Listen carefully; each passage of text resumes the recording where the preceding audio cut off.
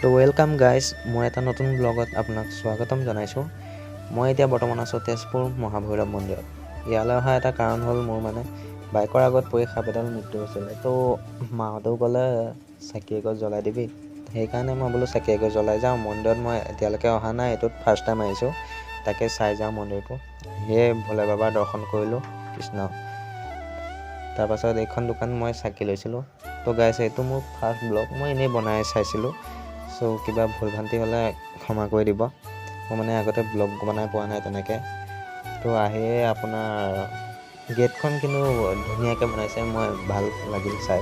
এইখন চাওকচোন, গেটখন কি ধুনীয়াকৈ বনাইছে।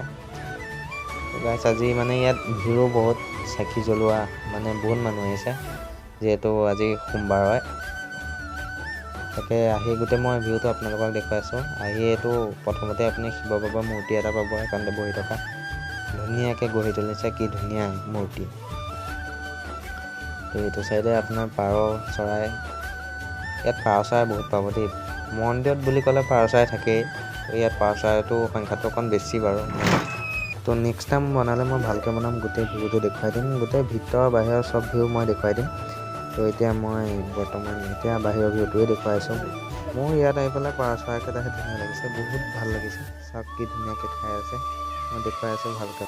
টুকুৰাও ধুনীয়াকৈ একদম পাৰ চৰাইখিনিক একদম চাউল খুৱাই আছে, কি ধুনীয়াকৈ চাওকচোন। একদম কেমেৰাসকলে চাই ভিডিঅ' বনাইছে বুলি গম পায় বাৰু। মই আপোনালোকৰ আগ গেটখন দেখুৱাই আছোঁ বৰ্তমান, চাওক। এইটো পিছ চাইডটো বৰ্তমান, মই আপোনাৰ আগফালৰ গেটখনো মই দেখুৱাই দিম ধুনীয়াকৈ, কি ধুনীয়াকৈ গঢ়ি তুলিছে, একদম ধুনীয়া।